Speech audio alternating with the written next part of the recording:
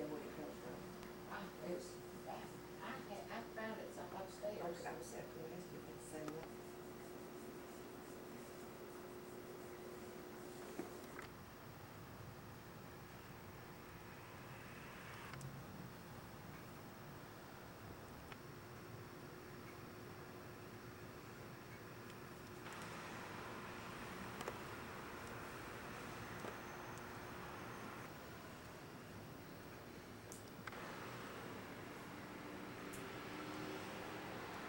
I don't want to be talking in that thing.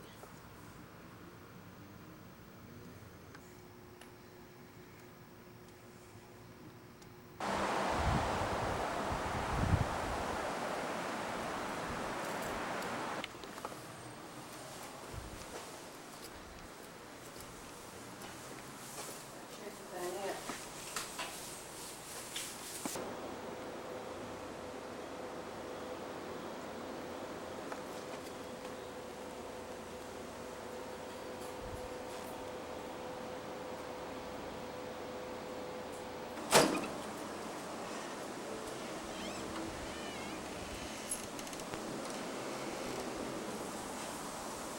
Because I can't see through that.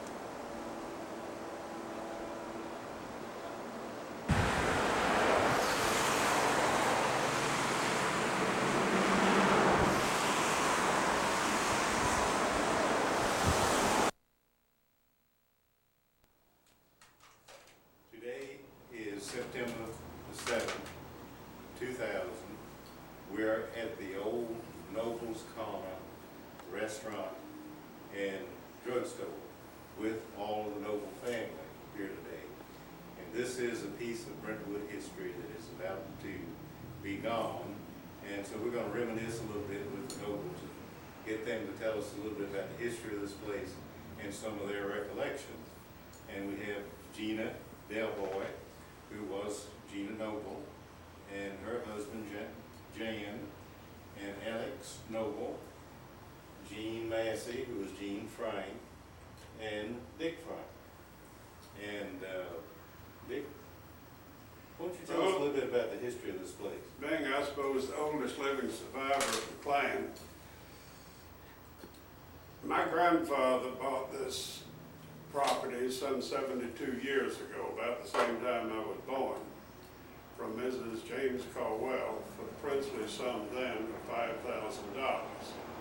There were 5 acres involved in it, which ran up the street to where the bank is now, and back to the interurban line. He built his drugstore here, and subsequently in partnership with Mr. Marion Oden, who was also a pharmacist for many years, they ran the Noble's drugstore, or Noble and Oden drugstore originally, ultimately becoming Noble's when Mr. Oden retired and was bought out. In those early years, Brentwood was a thriving metropolis.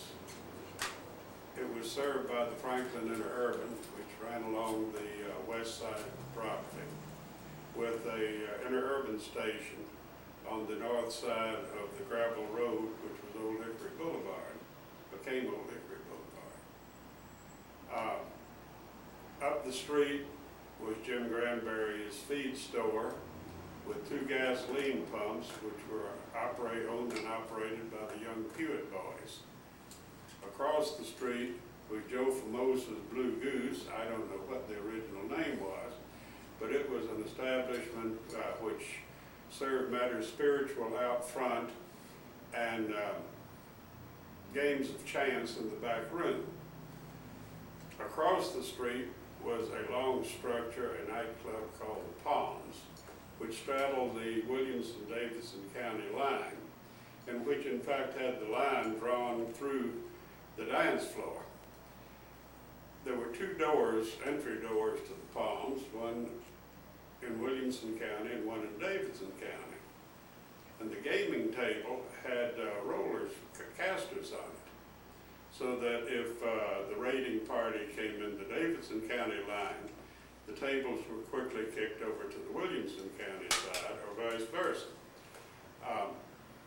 Brentwood was a a thriving and a playful community in those days, although with not nearly the population we have now. My first real recollection of the drugstore here, we came back, my mother and father and sister and myself came back to Nashville in 1940. And I was employed by my grandfather up here at the princely sum of 7.5 cents an hour to handle the gasoline pumps out front, wait on the cars that came in either to get curb service for the sundries which the drugstore sold, or to get food and drink from the soda fountain and sandwich kitchen. There was always a big trade here, and it in fact was, I guess, the center of all of Brentwood on Sunday mornings, why people would congregate down before this very fireplace and have a cup of coffee and tell lies and the other things that one does when you congregate around in a village gathering spot. Subsequently, why my grandfather turned the building over to my Uncle Glenn, and he thereafter operated the drugstore, added a restaurant, and added the motel just to the south of here. At about the same time, why he gave to my mother, Jean Noble Frank, a strip of the property on which the little shopping center to the other side of the gas station is located, which she developed and built as Brentwood's first real, if you like, mall, or very many malls as things go now. The house in which my grandmother and grandfather lived was located in the extreme southwest corner of this 5-acre tract. And after... Still there? No. Not at that location. Not at that location. After my grandfather's death, it was moved down to become a florist shop. Again, just to the south of here. The, what is it now? I think it's a dress shop, it's Enterprise. I haven't patronized either for some time. But Franklin Interurban had a 30 or 40 foot right-of-way across the back of the property. Or actually not a right-of-way, they owned the tract. And when they ceased to, it was a right-of-way, when they ceased to operate, why the property reverted half to Maryland Farms, which was then owned by Truman Ward, and half to my grandfather. And my grandfather talked to Mr. Ward. This would have been in the mid-40s. And in exchange for Mr. Ward agreeing to build a nice whiteboard fence and keep it in good repair, upkeep, and painting along the side of it, he quitclaimed his interest to Truman Ward in the right-of-way. That fence, as far as I know, still stands in spots. But the right-of-way is now part of Maryland Farms, regrettably. Amen.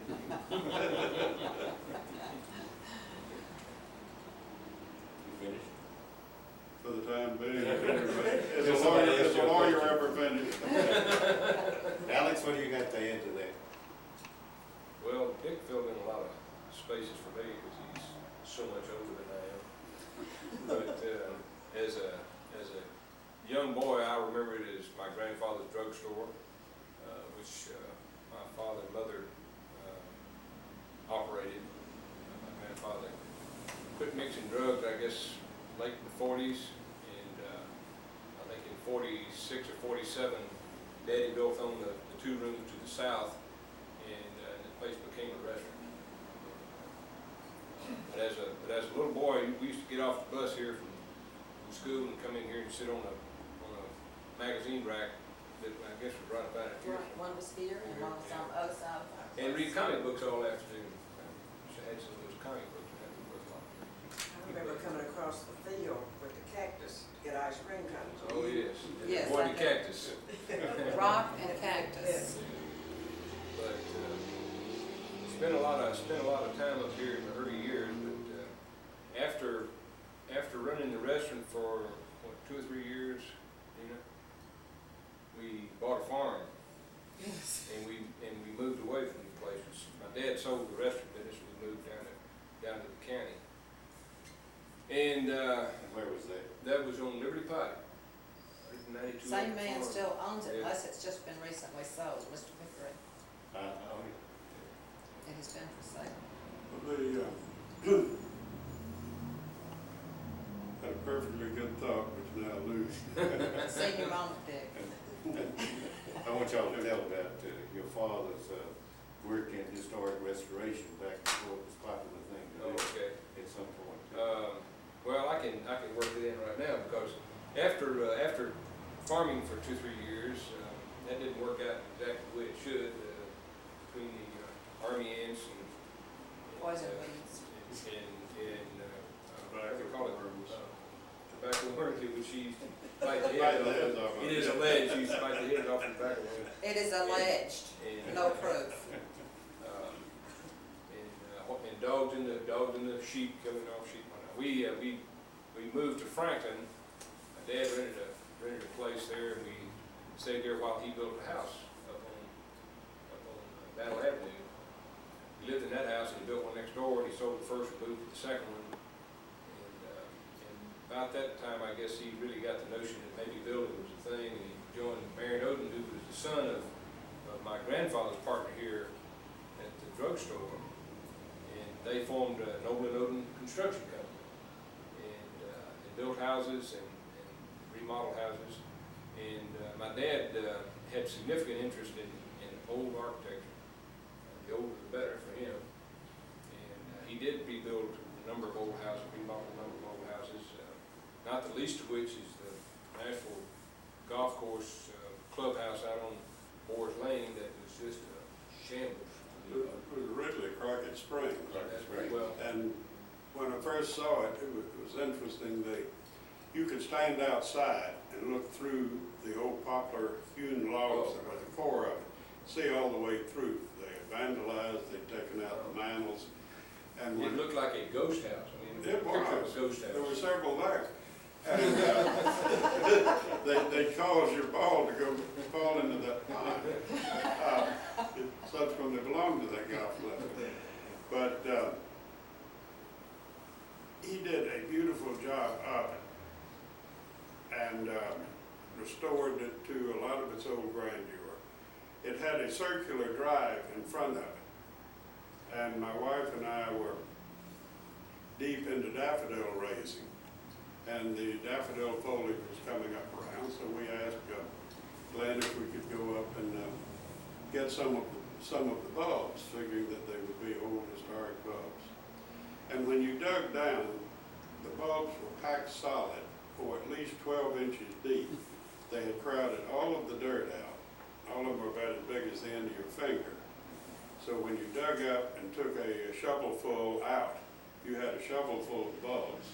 We took a couple of shovelfuls and filled a bucket. Oh, he did. And then it took several years before they got big enough to bloom again. But in fact, they were the old bulbs of the type that the English women used to bring over on the sailing ships as a touch of home that was light that they could carry over, and which they would then plant around their houses. You know, you go out in the woods and run into an old fallen down chimney and burned remains of the cabin, and you will always find daffodils growing around. But it was a beautiful place out there. Also, you were talking about the restaurant here. I suppose the best known of the restaurant operators, and I believe the first ones after Glenn and I believe quit the operation, were Mr. and Mrs. Duconi, who were Czech. And He was a chef. they served wonderful food and were here for a large number of years. And then ultimately retired, as I recall. There was another operator, all I can remember of him is that he sat in the back, smoked obscene, large, smelly black cigars. And I don't remember his name, I wouldn't say it if I did. But he was not very successful. You might say with that cigar there was a different atmosphere in the restaurant. And there were no bugs. Frank King bought it from him. So 1948. after, yeah. But Frank King was right after. Yeah. He was, He came in after. and he sold it to the attorneys out there. I have an interesting story about selling it at that point. Was here. Well, we had a number of old little stuffed animals and gift things. And there was a wolf. And he had on a zoot suit and he had this big chain. And I wanted that in the worst way. I was about 12. And I just thought that was the greatest thing. And in the meantime, it had sold. And so I asked Daddy, I said, well, it's sold, can't I have the wolf? He says, no, that was in the inventory. I didn't get the wolf. My daddy was a very honest man. He could have easily given me the wolf, but he didn't. It went to Mr. King, zoot suit and all. And so you had to find another wolf eventually. I did, many years later, but I found him, kept him a long time. But you know what? While you're talking, why don't you tell us a little bit about the motel?